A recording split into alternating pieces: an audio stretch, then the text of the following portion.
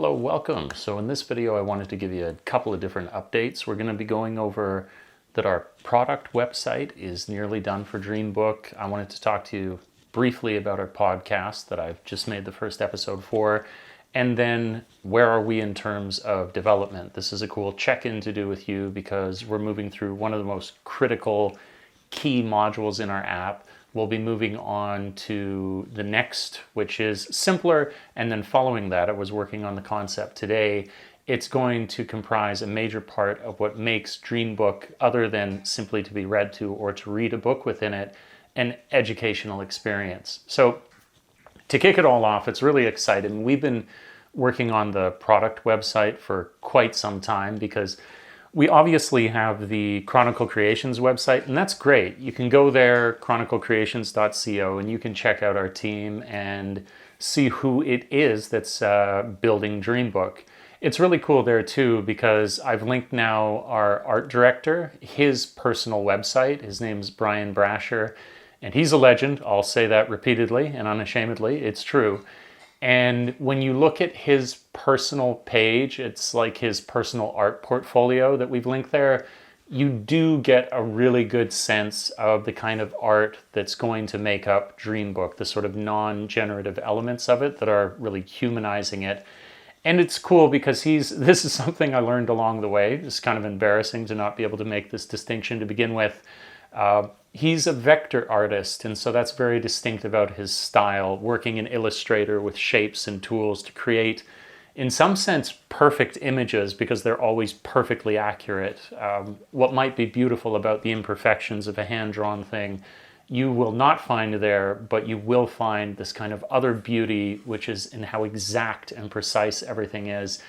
And it's very childlike. That was the whole reason, other than his demeanor, temperament, why we really liked Brian is because his art style really matches the aesthetic that we thought would connect with kids. So we have the company website, but our product website is nearly done. I would say that we'll look at launching it. I am not being overly ambitious to say this within the next week. And it has a bunch of practical knock-on effects that are going to be cool about that release.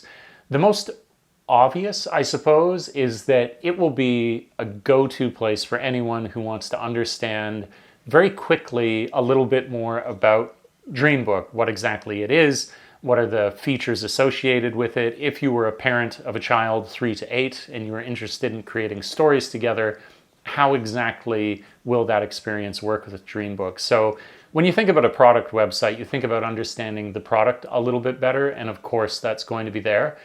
But a big part of our mission leading up to our release, our MVP release as of late October, is to connect as much as possible with anyone who would like to use the app.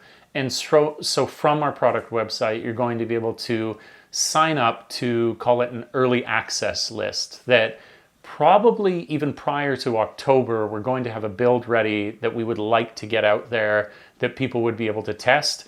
And then definitely, if people are on that list by the time that we release the MVP, they will be the first to know. So the sign-up list is paramount. That's really important. Obviously, there's the features that you can learn about more than anything I'll say here. It's just much more concise and to the point. I like to go on. I like to elaborate. And other than that, the other thing I wanted to mention, I got my notes right here, was that we've included with this where there is a blog right now on chroniclecreations.co, and we'll keep that. We got like the company blog, why not? We're going to put a blog onto our product website. This would be cool in the most obvious way that a blog can be, where you can see we'll do these updates to our development and let you know what's going on outside, again, whatever it is that I'm sharing in videos that you see here on my personal YouTube channel. But why I'm really excited for it is because we have this, it's a simple system, but it has a profound effect on the way in which people will get to know the team behind Dreambook. So we're going to have it that each person who is on the team will be able to sign in, have their own profile, and add to that blog. So I'm thinking this will be really, really cool for example, we've got our interns and they're doing some really cool interviews with teachers. It'll be an opportunity for our interns to be writing articles. I'm I have a very broad sense of what's going on with the application, but it is here that you would be able to get an article from our lead iOS developer. So he could shed a little more insight for those a little more technically minded onto the way that we're designing this technically. It's another way for people to get acquainted with the very small, purpose-driven team that is building Dreambook, and to hear from someone other than myself, which I think will be refreshing for a number of different reasons. So that's really exciting about the product website. That's coming out soon. I'm making the announcement now to say it's coming. I'll make that follow-up video to say it's live, and we can have that put in the description down below. So that'll be easily accessed from there when it does go live. The other thing that I wanted to share, this is just like a micro note before I move on to where are we in development, these kind of cool next steps. I didn't mention it in my previous video for this main channel that we have now started the podcast again. So where it was the Interstis podcast, the podcast that nobody could remember the name of, I've rebranded it to reflect our company. It's the Chronicle podcast, and I think that'll be a lot easier to remember for a lot of people. That's gone live again. I started with sort of a history of our company, history of myself in many ways for how it had led to the initial development of the first product I made, which then pivoted into Dreambook. I gave that history, and then going forward, to give you a little bit of context there, I'll be doing a lot of discussion on sort of the effects of reading on childhood development, as well as adult development as well. Like what is reading's role as we first encounter it, but how does that continue with us as we read throughout our lives? What are the sort of effects that it has based in research? So I think we're going to have some really interesting conversations there to do with the research that we're doing.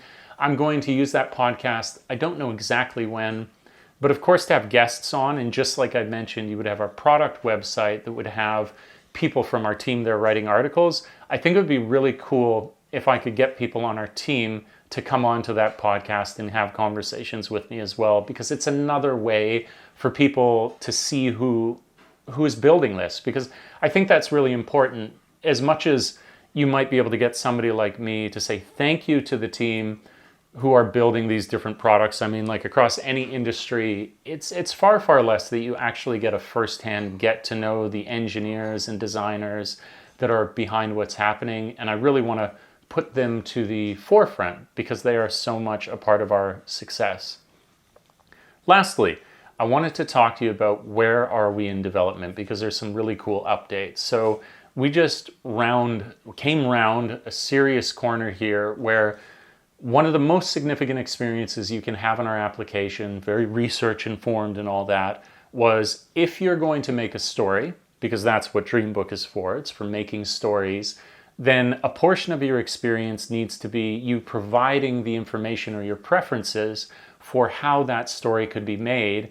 And also a key component here is that with Dreambook, you're able to, in a sense, create your own characters. We have a character builder. This is complex, and in fact, the whole information gathering portion, as we call it, is likely the most complex part of development that we've had to go through and will go through. This is the hump. If we could get through information gathering successfully, then we have now gotten further than the most challenging part of our development. And I'm so elated to say that we have. The only thing that remains there is the inclusion of additional assets. So what do I mean by that? Well, for example, I just said you can create characters. Well, we've done a couple of different characters so far and designed the way in which you could customize that character. So if you're gonna pick the bunny, Daisy Space Pants, well, you gotta be able to dress Daisy up. Daisy's gotta have all sorts of cool shorts and shoes and magical wands and cool hats to wear for the kids to make their choices regarding how exactly Daisy looks before going into a story. Well, we want to have lots of those characters, and what is unique to us is that when you make characters in our app, they are bespoke and unique. It is not that you have a bunch of different characters and you adjust them all according to the same sort of presets, like they all have hair colors and you just change that hair color. No. Each of them is totally different and has a totally different way for you to customize them. So it is going to take time for us in the art department to be able to produce all those different characters. So there are art assets that remain to be constructed, but actually as a sort of test run for us, like, can you build a character, choose the tone of your story, select a setting? We have all of that infrastructure for the experience in place, and I'm so proud of the team for doing so. We are on schedule to have done so as well, which is very, very exciting. When so much of a startup failing is usually that they can't reach their deadlines, we're meeting ours. So I'm really happy to report on that. We're then going to move into our dashboard. That's coming up afterwards. And I think an easy way to relate this to you is think of a much more pared down, simpler version of the sort of content experience you might have in Netflix, where you've got different suggestions for, like, maybe you'd like to see the shows that you watched recently. We're going to do these sort of content rows in a similar way, but it'll all be reading oriented. So maybe you like spooky stories, so we suggest a bunch of spooky stories. Maybe you like heartwarming stories, so we suggest heartwarming stories. That's what we're working on next.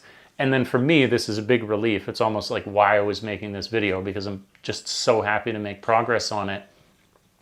A key component to our success that we can see is that Dreambook should, while you're not even aware that it's happening, fulfill you academically, that you would be able to increase reading comprehension, your vocabulary, your understanding of phonetics, all of these kinds of things while having fun, because Dreambook is a toy. Well, a major part of the experience, other than just reading books and creating them, is this vocabulary component that we want inside the application. And for me, I've just not quite finished concepting it, but finished off a major portion of that concept today. And then I'm lucky enough to know a number of different excellent teachers out here in Japan, and where I'd made progress on how are we going to store the words that the kids are learning, how are we going to review those words. I have paused now to consider what would be the best method to teach kids phonetics inside the application, because phonetics are the ultimate foundation to first decoding language and being able to read it for yourself. And I was doing an okay job coming up with some cool ideas, but then I thought, it's been a little while since I taught phonetics, so let's bring in the big guns. I live out in Ibaraki, and I know teachers here that have been teaching phonetics for like over a decade, and to children who are ESL, so it might have that additional challenge. These are totally unfamiliar to them, and I've observed these classes that these teachers were having. They have great success with it. So I will be meeting later this week to speak with one of those teachers and to incorporate what he thinks would be the best experience for teaching phonetics to kids while they're using Dreambook.